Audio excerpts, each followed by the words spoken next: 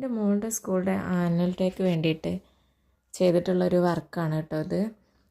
Dance പ്രോഗ്രാമിന് UKG പിള്ളേർക്ക് വേണ്ടിയിട്ടാണ് ഞാൻ ഈ ഫ്രോക്ക് ചെയ്തിട്ടുള്ളത്. ഒരു 11 ഫ്രോക്ക് ഉണ്ടായിരുന്നു. ഈ ഫ്രോക്ക് അല്ലാതെ മിക്കി മൗസിൻ്റെ തീമിലുള്ളൊരു 10 ഫ്രോക്കും പിന്നെ കുറച്ച് പട്ടുപാവാടയും ബ്ലൗസുമാണ് എനിക്ക് ഓർഡർ വന്നിട്ടുണ്ടായിരുന്നത്. അന്ന് ഞാനങ്ങനെ പുറത്തുനിന്ന് ഓർഡറൊന്നും എടുക്കലുണ്ടായിരുന്നില്ല. മോൾക്കുള്ള ഫ്രോക്ക് മാത്രമേ ഞാൻ ചെയ്യലുണ്ടായിരുന്നുള്ളൂ. അവളെ ബർത്ത്ഡേൻ്റെ ഫ്രോക്ക് കണ്ടിട്ടാണ് മിസ് ഇങ്ങനെ ഒരു ഓർഡർ എനിക്ക് തന്നത്. എന്നോട് ചെയ്യാൻ പറ്റുമെന്ന് ചോദിച്ചു. അപ്പോൾ ഞാൻ ഓക്കെ പറഞ്ഞു. ഓക്കെ പറഞ്ഞെങ്കിലും 26 ഡ്രസ്സ് ഉണ്ടായിരുന്നു ചെയ്യാൻ. അത് ഒറ്റയ്ക്ക് എങ്ങനെ ചെയ്യും എന്നുള്ളൊരു കൺഫ്യൂഷൻ ഉണ്ടായി. പിന്നെ രാത്രിയും പകലും ഒക്കെ ഇരുന്നങ്ങോട്ട് ചെയ്ത് ഉറക്കം ഒഴിഞ്ഞിട്ട് ഫുൾ ഡ്രസ്സും കംപ്ലീറ്റ് ആക്കി.